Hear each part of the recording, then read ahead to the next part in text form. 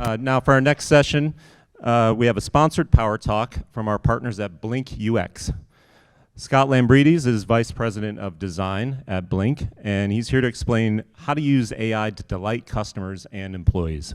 In this power talk, Scott's going to discuss how AI is being used to improve customer and employee experiences across industries. Let's welcome Scott to the stage.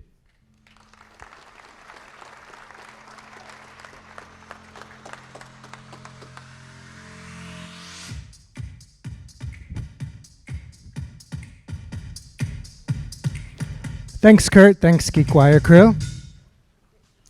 All right, before my slides come up, or as they come up, who here knows what kind of hat this is? Just shout it out if you know. Fedora, Kangol, what? British driving cap, close enough. Did you use ChatGPT to find that out? No. Right on. Somebody on the way here told me that I had a really nice what's the French one called? Beret on, and I was very confused. So my name's Scott Lambridis. As a consultant, Blink works with companies in a wide variety of industries to really help them design the future. And of course, part of that future and part of their thinking is how to use AI best.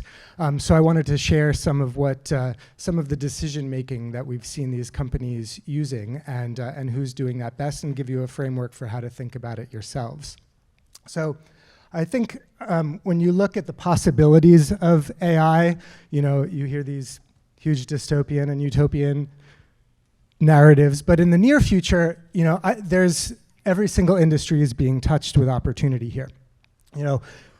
Personal health doctors that are available to you at any time for anybody for disease detection, diagnosis, medical advice without having to go to a doctor's office.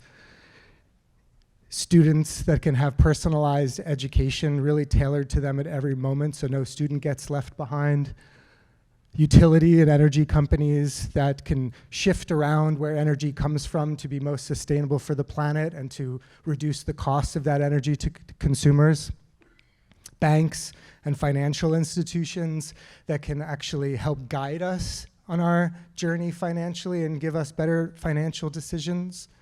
And even governments that can shift from producers and being drowned in documents towards orchestrators of policy and be really focused on how they can help us.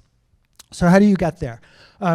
We've been seeing, of course, over the last number of years, companies that have been taking advantage of machine learning, mostly for that behind-the-scenes automation capability. And then the big boom, of course, is with large language models that really helped companies understand natural language and human intents, and your boom of customer service chatbots that came from that.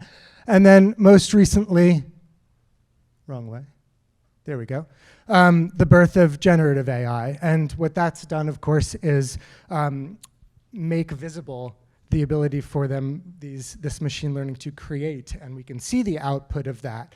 So the opportunities for the superpowers that it can give people are huge, but also the considerations of how to do that properly are equally growing larger and larger. At Blink, we believe that the most successful companies think about both the customer experience as well as the employee experience, those that are actually delivering the customer experience at the same time. And AI offers huge business potential in both. But in order to realize these types of things, innovative products and solutions, innovative delivery of products and solutions, and the ability to get these products in the hands of everybody and make them accessible to everybody. But in order to realize this, there's huge considerations. We heard them here before on the earlier panel about privacy. Customers want to know what you're doing with their data, transparency of what's hidden behind that black box, and the ethics, to avoid exclusion and truly be inclusive. On the employee side, some of the biggest opportunities that we've heard here today, the story from Redfin resonated with me about really helping employees and workers work more efficiently, work better. And that, of course, leads to happier workers, so they can focus on the most valuable parts instead of a lot of the busy work, and being able to automate those time-consuming tasks, and really being able to make experts out of everybody much more quickly. So onboarding was mentioned as one of the big opportunities there. But those same concerns about privacy are exponentially even bigger when you think about proprietary information that enterprises have. What do you do with customer data? What do you do with your own IP? And then because these enterprises are touching large industries and institutions, there's whether the actual automation works and whether the results of the generative AI work, because the difference between Netflix getting a recommendation wrong and a power plant getting something wrong are kind of different. So thinking about where human control needs to be a part of it, where there needs to be empowerment rather than just doing it for you. So I wanted to give you a bit of a framework of a few steps that some of the companies we're seeing are doing this really well, and how they're making some of these decisions to take advantage of and avoid some of those problems. So number one, don't start with the technology, start with the people. Really understand your customers, their journey, really understand the employees and how they're working, so that you can find the areas, find the pain, find those opportunities for improvement without even necessarily thinking about the technology. And the second is, once you've identified opportunities, now's a chance to go big, to think the possibility of what you could actually do now is much greater. So think about that ideal experience. Think about those areas where you could build customer trust, where you can elevate some of the control, the human control behind some of this automation. Once you have that experience, the AI models are only as good as the data that they're working off of, and especially when you're in the proprietary enterprises, you really have to pay attention and time to training properly.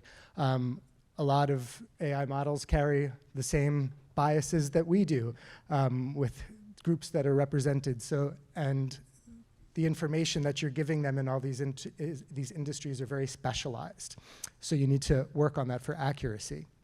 And then last, they're never going to work perfectly out of the, once you launch. So putting some systems in place that allow you to look across all of the different types of research that you're going to be doing, qualitative, quantitative, customer research, A/B testing, and have a framework that brings that all together so that you can see where the biggest gaps are, where the biggest problems are, and fix them, of course. So quick show of hands. Who here in the audience, just raise your hand, is in the healthcare space right now? Okay, we got a few. What about financial services? Okay, utilities and energy? One or two back there. Education? Government? All right, we got a little bit of everything. This is great. All right, so here's a little peek at what we're seeing across a lot of these different industries. In the utility and energy space, we're seeing the automation starting to be really taken advantage of, and being able to move power from different locations to optimize performance, make sure customers don't actually have to experience outages at all. And they're spending a lot of time making sure that they're monitoring it and really updating it and make sure that it's actually working and improving at all times.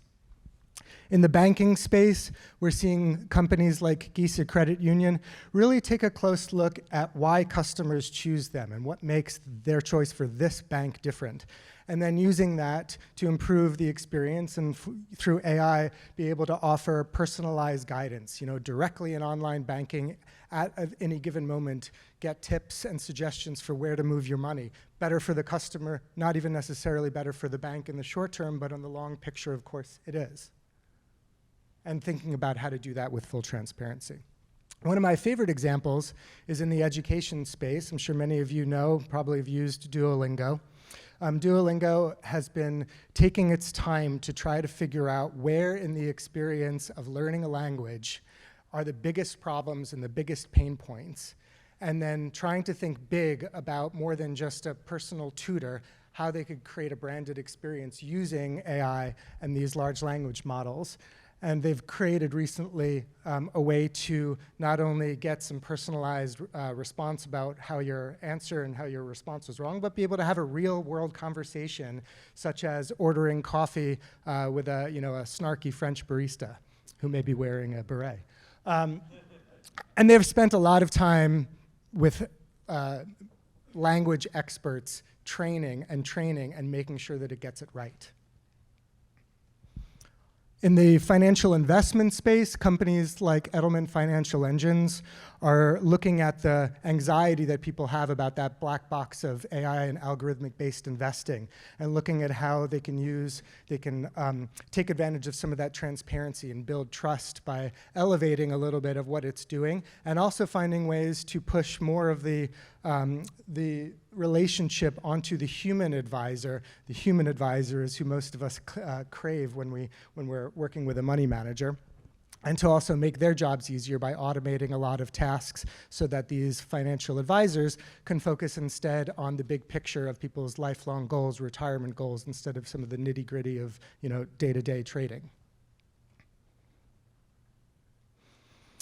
Adobe, I'm sure most of you know this. They were, I would say, a little bit of a lagger behind some of the other image generators out there. But what they're doing, I find incredibly inspiring. They know that there are huge limitations when it comes to inherent bias, representation of different cultures, genders, races, and hallucination. And so they've set up an inclusive and responsible design group whose whole job there is to suss out where those errors and where those misrepresentations are coming from and retrain it to be better and to be more inclusive. And then finally, in the healthcare space, companies are looking at all of the information fatigue that hospitals and administrators, pharmacists, physicians, and providers are getting with all of the different electronic medical records and everything that they have to know on the floor. And they're looking at AI to try to help bring out the most critical insights so that a single doctor can deliver the best care to a single patient in that moment. And they're trying to figure out, there's huge privacy concerns with personal information with patient data that would optimize that AI by being able to share that data across hospital systems. But obviously there's a little bit of a fine line there to figure out where the right line is for privacy. So it's inspiring though. So I'll leave with a question, probably a little bit of a different question that we have up here, but are there any volunteers of someone in the audience right now who is thinking a little bit differently and responsibly about AI that would be willing to share a story? I see a hand up there. Mike coming behind you. Okay. Hey, I just wanted to take your presentation as an opportunity because I thought it was actually really funny when you said the snarky French waiter. I lived in France for a year. I have nothing but I'm from Germany. I've lived here for over 20 years in Seattle, and so I'm immediately going, okay, that's a bit of a stereotype. And then I'm going, okay, where's the American with a cowboy hat and the AR-15 sitting in a French restaurant that trains the French waiter how to deal with an arrogant, self-indulgent American?